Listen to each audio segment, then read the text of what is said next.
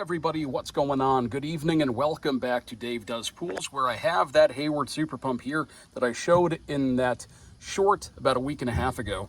I replaced it today with the brand new Jandy Flow Pro, and in that short you could see the leak that was coming out of there. I don't know if you paid too much attention to these cracks, but let me give you some backstory. January of 2025, I was at this client's pool.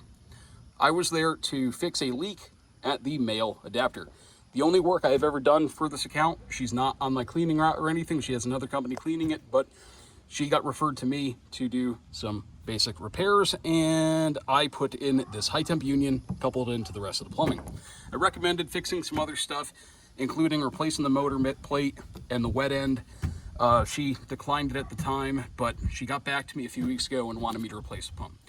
So this motor is only 7 months old. This is not the motor that was on there back in January 2025. She paid $700 for this motor, which is ridiculous in my opinion.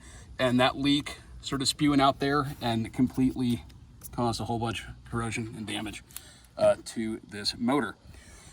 Now, this is a problem that I'm seeing a lot more than I used to, because there are guys who really have no damn idea what they're doing.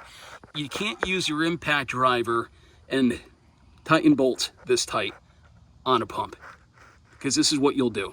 And luckily I have another super pump. I'm putting a new motor on this one for another client. It's the same thing. This is what it should look like.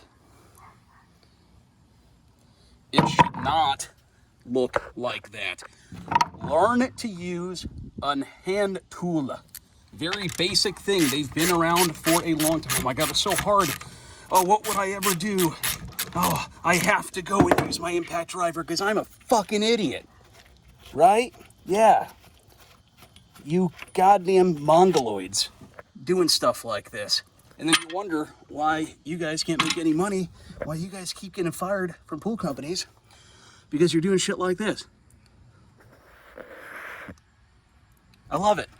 Gives me more work, and then I get to salvage the parts to be able to save them in case I ever need them, especially on these older pumps.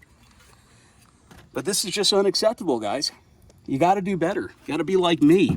Use hand tools, do it properly. And what's funny is the way that was driven in there, because it cracked, it wasn't even torqued enough. I was able to loosen it without even having hit my ratchet with a dead blow hammer.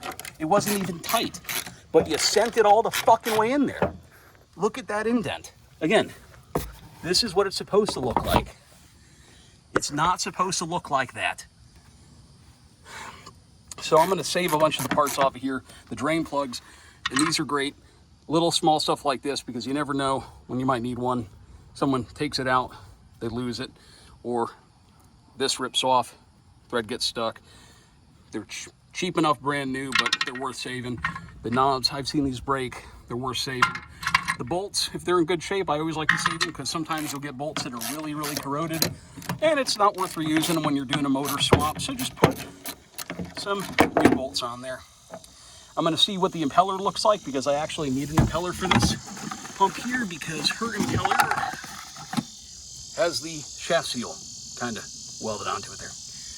I got some PB Blaster on there to try and break it free.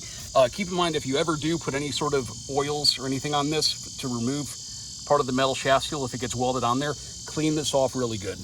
And don't put a new shaft seal on there until you clean that off really, really good.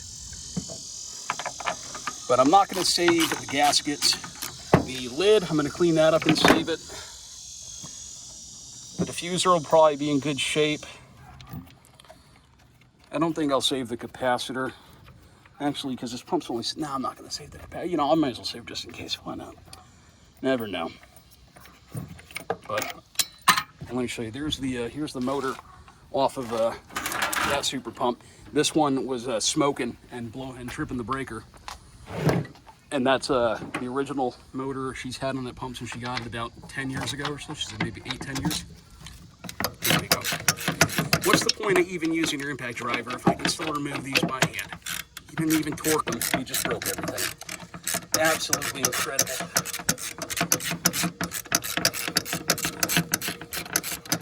Look how hard this is, guys. Oh, this is unbearable.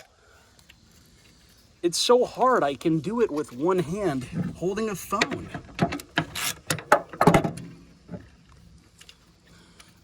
Oh no, I really need a Milwaukee impact driver to do this. Come on now. Oh, so there we go. Oh, man, without a Milwaukee impact driver, however would I get a motor off of a pump?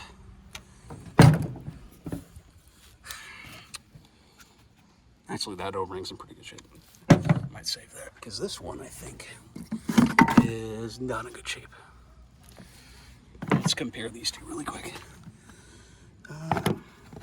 Nope, that one's not a good. You see how that's kind of just rubbing off like that? Yeah, that's no good. So we can't reuse that. I do have a Go kit in one of my bins here. Gotta find it. But yeah, that's it for this video. Let me get all this stuff off so I can throw this in my scrap pile. And yeah, don't be this guy. Be more like me. Take it easy, guys. And have a great summer. See you next time.